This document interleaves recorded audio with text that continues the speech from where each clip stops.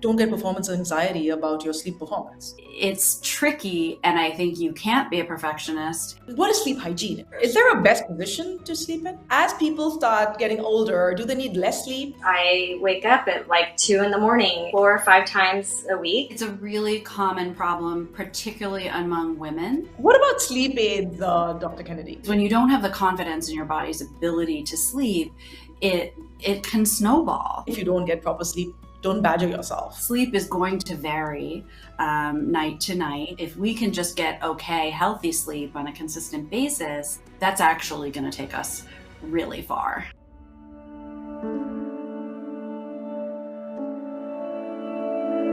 Welcome to your best night's sleep ever.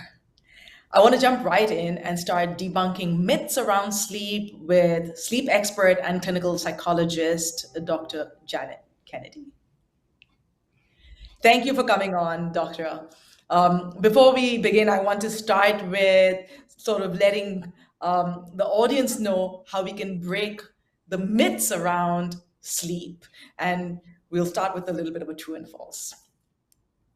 Okay. We need 8 hours of sleep to feel fully rested.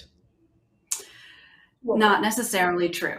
So everyone has their own individual set point in terms of how much sleep they need. It's usually between 7 and 9 hours. And trying to get more sleep than you need is going to actually lead to problems that we can talk about in a little bit. All right, my next one. You should fall asleep within 5 minutes of your head hitting the pillow. Also not true. It can take up to 30 minutes, even in people who don't technically have insomnia, to fall asleep. We don't really consider that a problem. The transition to sleep can take a little bit. All right. The third one is if you can't sleep, just stay in bed and keep trying. That's a definite false. So staying in bed will actually lead to more anxiety and a fight or flight response, and it will take you longer to fall asleep than if you get up and do something until your body settles down and is ready to return to sleep. Thank you, Dr. Janet Kennedy. You've been helping people break out of this bad sleep habits and bad cycles of sleep, and you've been doing this for nearly 20 years. And one of the keynotes is that you're doing it without relying on medication. You're also the author of The Good Sleeper, the essential guide to your sleep for your baby and you. I love your tagline that we don't have to settle for exhaustion. I think that's super. I'm Poddar, the global head of mental health and well-being here at Roundglass. And today, our mission is to help people get the best night of sleep ever, and really to learn the skills of how to sleep well. Just before we begin, I want to talk about sleep, and as my own experience of sleep, given the fact that I have 3 kids and have had them co-sleep with me, and I heard you talking to a few people on your podcast and on YouTube, and you were working with these 2 ladies that you were talking about sleep and their sleep habits with their children. And one of the things that you mentioned as a tip right now in terms of your true and false was get out of the bed if you don't get sleep, and then go do something else and then come back. And I think that's a really essential one, because I think, especially when we have kids and if we're trying to put our kids to sleep, I think that is something that we always get wrong. If the kid is hyperactive, not able to go to sleep, most mothers tend to just keep them there. And I was guilty of doing this until I read up on how do I make sure that sleep is not threatening for the child. So if the child wasn't sleeping, wasn't ready, I would take them out, go do other things, and then communicate with them about the fact that now it's time for them to sleep, and have them sort of, allow their minds to take them to the space that they need to be in order to sleep well. What do you think is the optimum way for people to recognize their threshold to begin to sleep? I think we have to create the circumstances that support sleep arriving. So making sure that you're managing stimulation, you're winding down properly, you have good routines, your schedule is fairly consistent, things like that allow the body to start to communicate better with you because you're not interfering with its natural process of getting ready to sleep and telling you what it needs. So I really think that we need to pay closer attention to what the body's doing and take better care of it so that we're really just not interfering with the sleep process so much, which is hard today because our lifestyles are really very much about stimulation and information and going all the time, that it's hard to draw those boundaries when they're not sort of readily available. Thank you for that. I think one of the things that I've heard you mention time and time again is leave your gadgets outside the door if you're coming in to sleep. Yeah. Alarm clocks, get the old fashioned ones that ring, and leave your phones out.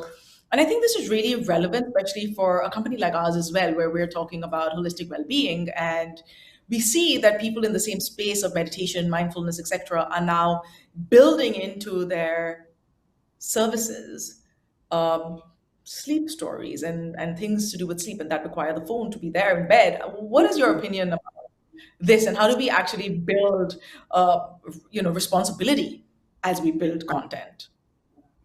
I think my preference for anything, any sort of recorded tool you're going to use is to set it up in such a way that you don't need the phone there. So whether that's with a speaker that you can talk to that will come on and shut off so that you're not just one click away from your email or one click away from your bank balance and all these things that plug you back into your day. So anything you can do to separate from your devices is super helpful, extremely important. I also, I do definitely support the idea of meditation and using these tools to help you settle down, help the mind quiet, and really kind of decompress from the day.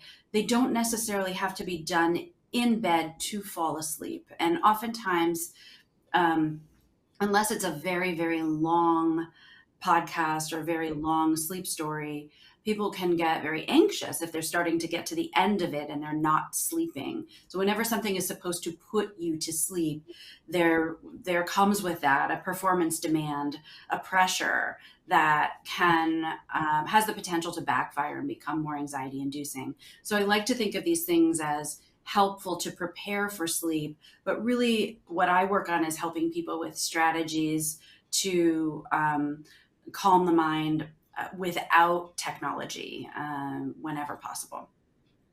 Well, that's great. I love the question that I asked because I think it's so relevant now, and I love your answer as well because I do think that you can do this outside your bedroom before you come in, and then when you come in, Mhm. you sleep.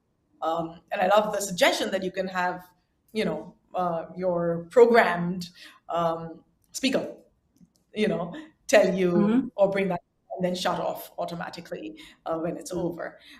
The other thing that I want to talk about, to do with sleep, I think that you mentioned sleep habits, like what do you do before sleeping? And, I think that it's really relevant because it starts in the morning as you wake up. And I want you to walk through, that journey of like, what are sleep, what is sleep hygiene in a sense? Like, how do I work through my day to know that I'm going to sleep well at night? Really, the most important thing is the very first thing, which is when you wake up in the morning. It's really important to wake up at a consistent time every day. And, that doesn't mean military time, but I like to think of it as, a target time plus or minus maybe 30 minutes. So that on days when sometimes you have to get up early, sometimes you want to sleep in a little bit, but you're not wildly varying your wake up time. And it's really key because the body starts then to get ready to go to sleep at bedtime when you wake up. The clock of sleep pressure or sleep hunger starts right then, and you need to be up for a certain amount of time before you can sleep. Having that consistency makes it easier for the body to just know where you are, know what time it is, and know what it's supposed to do. And then you want to think about getting adequate light, getting out of your home, especially if you're working from home, making sure that you're leaving, getting outside. These things help to keep the circadian rhythm on track. Caffeine is okay, but you want to think about moderation and understand that if you are drinking a lot of caffeine, you often feel worse when it wears off. So morning caffeine, fine. I'm not taking anybody's coffee away. I drink it too, but you want to keep it to the morning and keep your the volume reasonable. Other things that are important, I think obviously taking good care of your body, diet, exercise, stress management, all these things that are really hard to maintain, and we don't have to be perfect. It's really important not to get hung up on being the perfect, healthy person and then saying, well, I didn't do all those things, so I won't be able to sleep. But then I think what's so important is this idea, as I was saying before, about the kind of stimulation we feed ourselves. So, we have all this information coming at us at all times. We have no boundaries anymore between work and home. We, are multitasking all the time between, work and personal business and social time, social networking, and then watching shows and listening to podcasts, all of this coming at us. The brain really wasn't designed to manage all of that at the same time. So we have to give it an off ramp at the end of the day where we say, I'm not answering, work stuff anymore. I'm only watching one thing at a time. If I'm watching TV, my phone is down, and really having a buffer so that the brain can downshift before you're asking it to be unconscious, because it can't go from a million miles an hour to a good night's sleep without something in between. Yeah, thank you for that. I mean, what I heard very loud and clear, and I want to repeat that aspect as well, is don't get performance anxiety about your sleep performance, right? Because it may not be something that you maximize on in the first go of like eating right, having less caffeine, exercising, making sure that you are, you're stress free in a sense for that day. And then if you don't get proper sleep, don't badger yourself because Mm-hmm. it's going to back. And I think that that's very important because we want nobody to have performance anxiety about their performance of sleep as well. Mm-hmm. Um, your practice, how long does it take for somebody with a bad sleep habit to then start getting into a routine for sleep? It's usually just a few weeks. This is very targeted treatment. It's called CBTI, Cognitive Behavioral Therapy for Insomnia. It is evidence based, it's proven to work, it's proven to be better and longer lasting than medication because it actually works at the root of the problem instead of just the symptom of sleeplessness.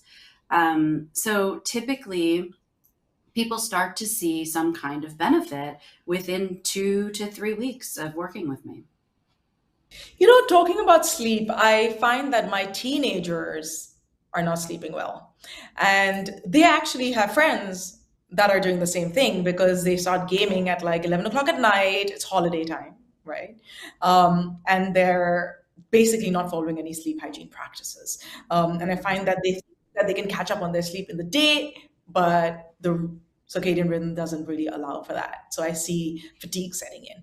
How do we help parents understand how to navigate or guide their children so that better sleep habits can be maintained even during the holidays? Well, it's tricky. First of all, teenagers have a delayed circadian rhythm, so they're not necessarily sleeping out of sync with what their body wants to do. They're just sleeping out of sync with what we want them to do. So it's worse during the school year because they have these early start times. And try as I might, I haven't had any influence in getting anybody to change that where I live. But they have these early start times. They physically cannot go to sleep early enough to get enough sleep to be well rested at, 6 or 7 in the morning or even 5. Some people get up very early. So then what they do is they're chronically sleep deprived. They come home, they nap, and then they really can't go to sleep at a normal time, or they binge on sleep on the weekends, and then their circadian rhythm is all akimbo, and they're essentially stuck in what we call social jet lag. So in the summertime, I think it's important to sit down with your kid and think about what the goals are for summer. What do you want? What do they want to get out of the time? And what do you want them to get out of the time? What are the responsibilities? What's the accountability? And then set a schedule that's realistic. They don't need to get up at 8 o'clock in the morning unless they have someplace to be. So allowing them a chance to stay up later and sleep later, as long as it works for the household, and they do in fact get up, leave their rooms, open the blinds, don't spend the entire day gaming, all these things that are such big challenges. I have this challenge in my house too, so it's tricky, and I think you can't be a perfectionist, and it's important to get your child to buy into whatever system you come up with, so that there's a reward there for them. One, you're off their back, which is a big reward, but that they, whatever is going on, and that there is something to get up for during the day, essentially. By the way, that's a huge relief for me to know that they're not working against their circadian rhythm, because here I'm guilty of actually wanting them to follow my rhythm. So I'm very thankful that you're telling me I don't need to do that, because I only get the morning to be with them. I only get the morning because then I get into work and I don't have that time. And then I feel like I haven't spent time with my kids. And then I come back home, I'm exhausted because I wake up really early, like 5 o'clock. I'm like, Mhm. I don't have the bandwidth of energy to now play. What's that game he loves to play? There's this board game that he's like, "Oh, mom, you play this with me," and I'm like, I think Magic the Gathering, and I'm like, "Oh my god, that I need to use my wits for that," and I'm Yeah, like too tired. So I'm right. losing, unfortunately, the battle of being able to be there for my child, because my sleep pattern and his sleep pattern are totally different. And of course, I have three of them, so I have to kind of figure out like what my Hmm. expectations of my for all three of them. But it's not easy, It's and not. I like the fact that you said that as long as it works with the family unit as a whole. I think this is a really good idea to sit with your child and actually talk about what is that quality time that you would like to spend with your child, and vice versa, and how do you come to a balance with that, and maybe talk to your employer about that time that you may need to kind of take aside. uh, Hmm. Absolutely.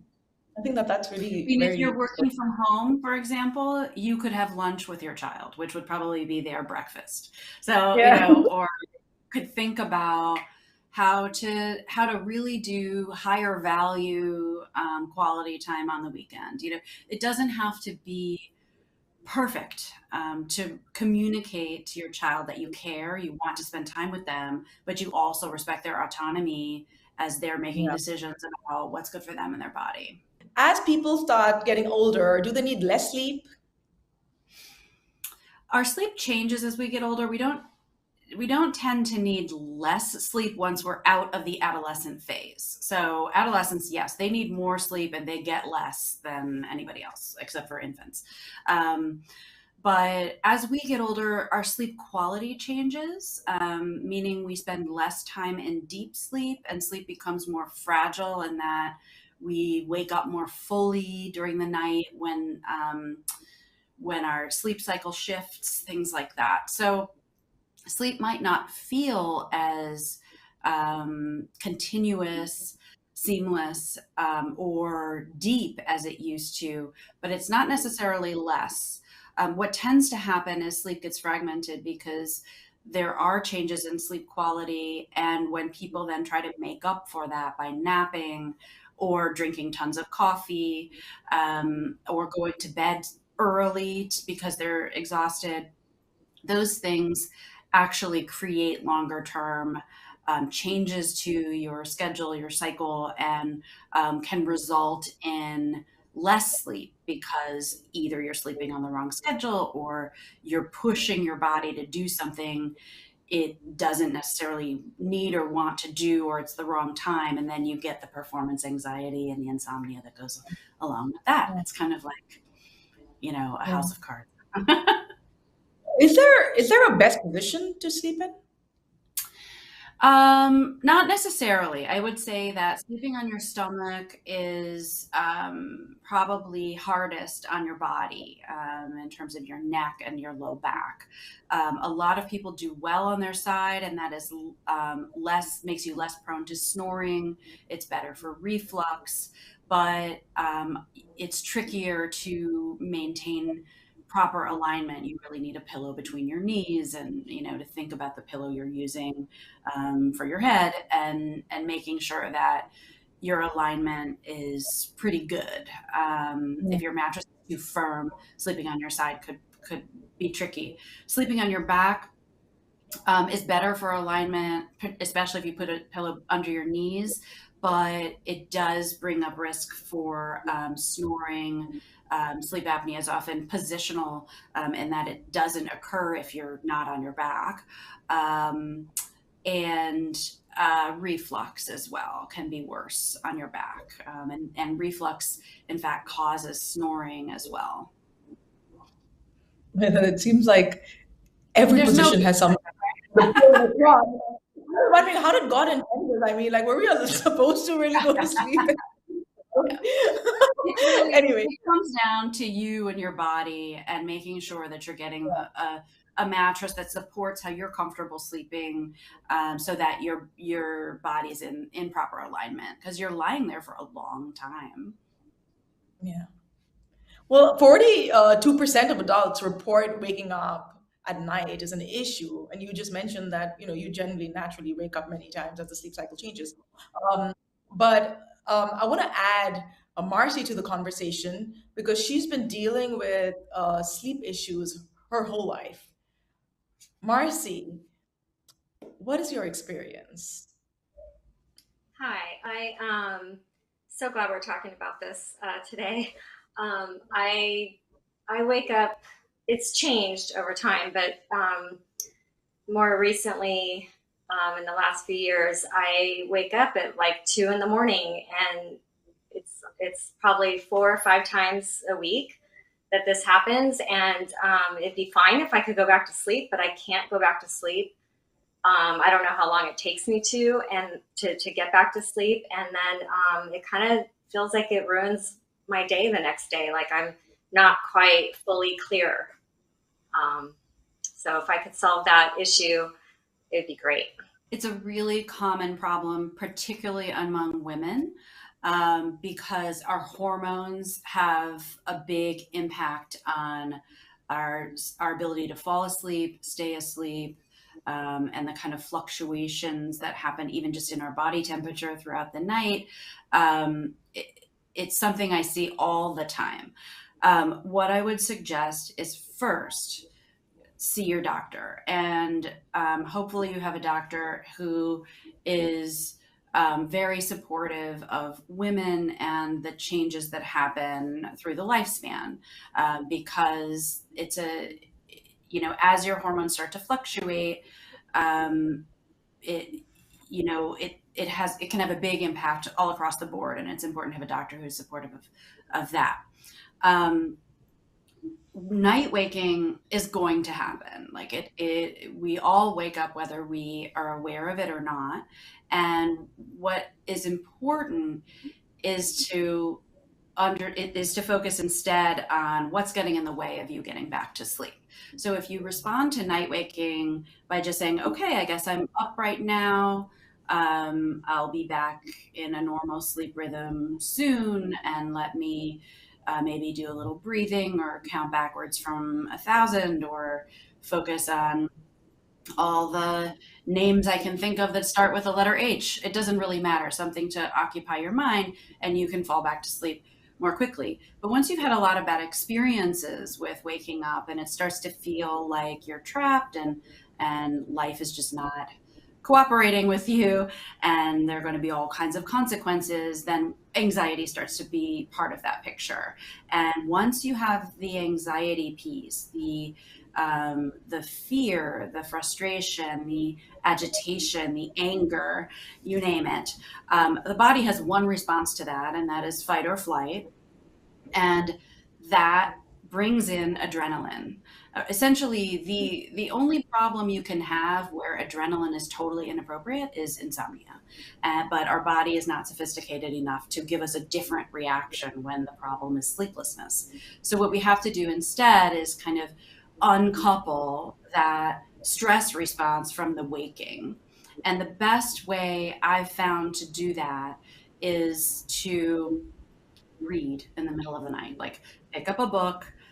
Kindles are okay. That's one device I'm okay with as long as it's not like connected to the internet. Um, and because what happens when you read is it just parks your mind in something that is not your problem, right? So absolutely no self-help at that hour, right? Just read pleasant fiction. It can be a different book from the one you're regularly reading. It could be rereading something you've loved from the past, but anything that can just capture your attention and pull it away from the frustration. Over time, that will start to help you fall asleep faster. It might not help you immediately. You have to kind of train yourself to get first to get out of the stress response and then to trust that your body will do what it's supposed to do and return to sleep if you can get your mind out of the way. Awesome. I want I love, and I want to add to that. I do something with my clients sometimes who have sleep issues, where it's called hypnodrama. So I kind of walk them through, and this is using hypnotherapy, but I kind of walk them through that journey of sleep when they're in that state of hypnosis, and then take them to the point of entry of where the waking cycle starts, and then it makes them alert. And like, talking about talking to exactly what you're speaking to, doctor, is really understanding the decoupling at that point. So massively, zeroing in on what am I saying to myself when my sleep pattern gets disrupted. What am I saying to myself, and really magnifying that, and then working towards eliminating that self talk in that moment.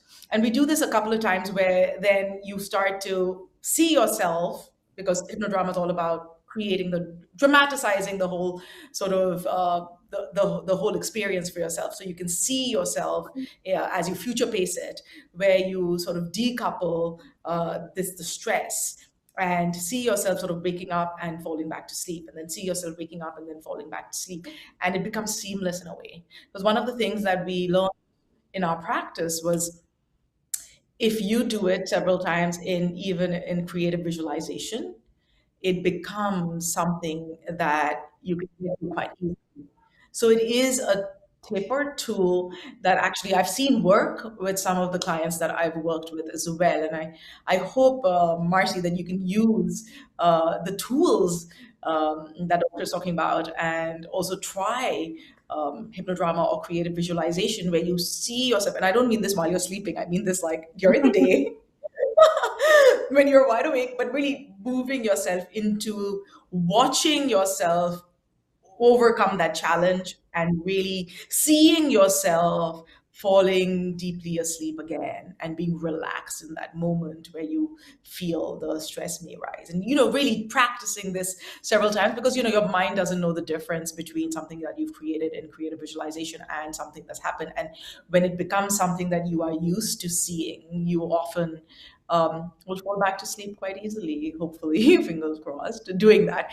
But I think it's a practice, and you spoke about it taking 3 or 4 weeks or 6 weeks to be able to get into that pattern, if I'm not mistaken. Right? Um, for me, it depends. It really depends. Sometimes it can work very quickly. It's really about sort of recognizing that the first step is just to try to pass the time and make it a more neutral experience. And then once your body is responding to that, it's then easier for you to return to sleep.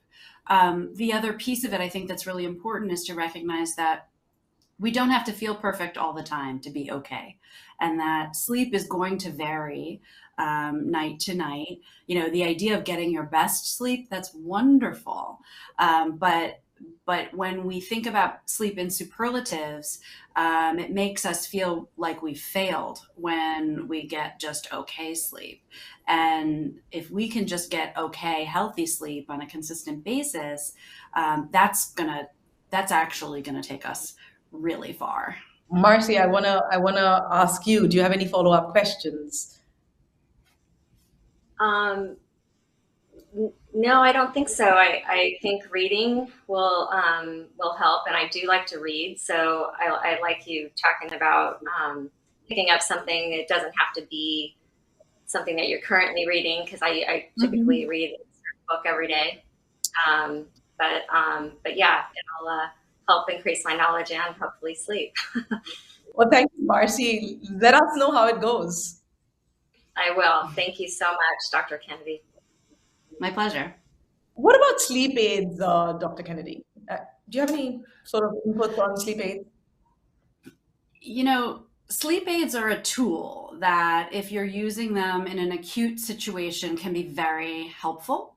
But they're very habit forming, because whether they're physiologically addictive, which some of them are, um, it doesn't really matter. If you're taking something and you feel like you need it, or you're worried that you need it, that might actually keep you awake and make you more likely to end up taking it. So, you know, my feeling is, if you're going through an intense period of stress and you really can't control your environment, it might be helpful to take a sleep aid. Or if you have jet lag, or if you have, something specific going on. But if you're taking sleep aids every night, including most supplements that are designed to make you sleep, then I would suggest working behaviorally to see if you can loosen that relationship and really learn how to sleep on your own. Because when you don't have the confidence in your body's ability to sleep, it can snowball, and you can get very anxious about it, and then it'll take more and more medication to help you stay on track or get back on track. Well, thank you. So it's good for the short run, not good for the long term at all. Hmm. Okay. And it's always What, important to talk to a doctor, for sure. yeah, yeah. What are some of the best steps to get the best sleep ever? I try to keep it simple. I focus very much on that wake up time we were discussing before. The wake up time sets the body clock. It lets the body know what you want it to do, what you expect of it. And then I focus, when it comes to bedtime, on making sure that you've allowed the unwinding time, and have a simple bedtime routine, nothing extremely elaborate that feels like you have to do something or you won't be able to sleep. And then, honestly, I recommend just get in bed with a good book and read until you can't stay awake. Because if you allow your mind to get out of yourself and away from everything that's bugging you, or everything you didn't get done or need to think about, the body will take a cue and say, okay, it's safe. There's nothing to protect me from. There's no danger here, and it'll take over with its natural sleep impulse, which is what you want. Yeah, thank you. And I want to bring to light the fact that you spoke about the 478 breath work. I think some other things also help in terms of progressive relaxation, Mhm. stiffening and loosening the body, and things like that. Really help with being able to get yourself to a place of harmony. I Mhm. want to thank you very much for coming on, both for you, Marcy, and to you, Dr. Janet Kennedy. I think it's been brilliant, and people, I'm sure, have got some very practical tips to work through. Wishing everyone at home your very best night of sleep. At Round Glass, we are holistic well being. I'm Prakriti Poddar. I am holistic well being.